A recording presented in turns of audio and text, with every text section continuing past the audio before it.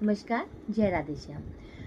कहते हैं कि जब हस्तिनापुर में युधिष्ठिर ने अपना राजमहल बनाया तो उन्होंने वहाँ पे एक बहुत बड़े यज्ञ का आयोजन किया।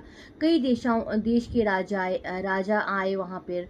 ऋषि मुनि, धृतराष्ट्र, द्रोणाचार्य, भीष्म पितामह, विदुर और दुर्योधन, उनके सारे भाई और वासुदेव, बलराम सब वहाँ पे आए।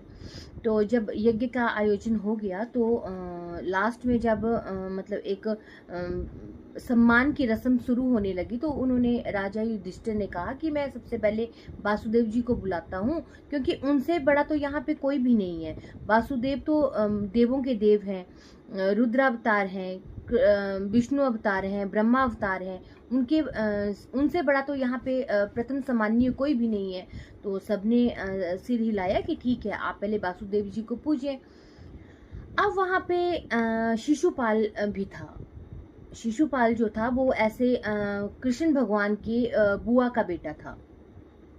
महादेवी जो शिशुपाल की माँ थी वो राजा जो सूरसेन थे, वासुदेव, उनकी बहन थी वो। तो कहते हैं कि जब वहाँ पे शिशुपाल ने ये सुना कि अभिषेक पहले जो है वो वासुदेव का होगा तो फिर उनको बहुत गुस्सा आया। उन्होंने वहाँ पे खड़े होके बोला कि आप इतने ज्ञानी धनी सारी सभा में बैठे हुए हैं, लेकिन फिर भी आप राजाभिषेक जो है, मतलब एक अभिषेक जो है वो सबसे पहले वासुदेव का क्यों कर रहे हैं? क्योंकि ये तो नीच है, ये तो ग्वालाओं के बीच में रहा है, जिसके माँ का पता नहीं है, बाप का पता नहीं है। ये तो वो है जिसने अपनी सारी आधी जिंदगी जो है वो गोपियों के साथ काट दी है, जिसके दो दो माएँ हैं, दो दो बाप हैं। वो उसको आप राज्याभिषेक करना चाहते हैं? वो कहाँ से आपको पूजनीय लग रहा है? लेकिन इसी बीच भीम ने उन्हें रोका, अर्जुन ने रोका, लेकिन वो नहीं माने। अब शिशुपाल को इतना अहंकार था कि वो बोलता ही चला गया। लेकिन जब उसने 99 अपशब्द बोल दिए तो उसके बाद भगवान श्री कृष्ण ने उनसे कहा कि शिशुपाल, अभी भी एक शब्द अगर तुम नहीं बोलोगे तो तुम बच सकते हो, लेकिन अन्यथा मैं तुम्हारा वध कर दूंगा। लेकिन शिशुपाल ने सोचा कि ऐसे कैसे हो सकता है, मैं इनकी बुआ का बेटा हूँ, ये मुझे नहीं मार सकते। लेकिन जैसे ही उसने 100वां शब्द बोला तो भगवान श्री कृष्ण ने अपने सुदर्शन चक्र से शिशुपाल का वध कर दिया। अब वो 100 शब्द के लिए रुके थे, उसके बाद उन्हें शिशुपाल का वध क्यों किया? अब ये मैंने कहीं पढ़ा था और मैंने सुना भी है और पढ़ा भी था कि कहते हैं कि जब महादेवी के घर में शिशुपाल का जन्म हुआ तो उस समय उसकी 3 आंखें थी और 4 हाथ थे। तो उन्होंने बहुत जोशियों को बताया कि ये कैसा बेटा मेरे घर में पैदा हुआ है। तो कहते हैं कि जब जोशियों ने उनका पूरा मतलब ग्रह नक्षत्र की दशा देखी तो उन्होंने कहा कि ये जो आपका बालक है ये बहुत बलशाली होगा, महाबली होगा।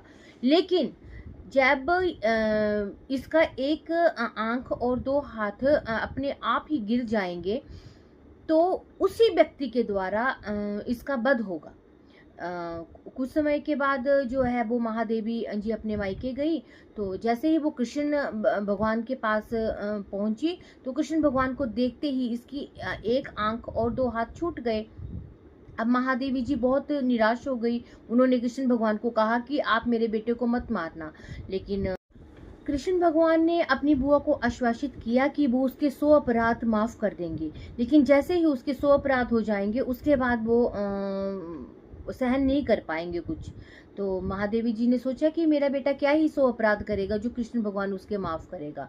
लेकिन हुआ वही कि उसके 100 अपराध तो भगवान ने माफ कर दिए, लेकिन जैसे ही उसने 101वां अपराध किया तो भगवान श्री कृष्ण के हाथों वो मारा गया और वो परलोक सिधार गया।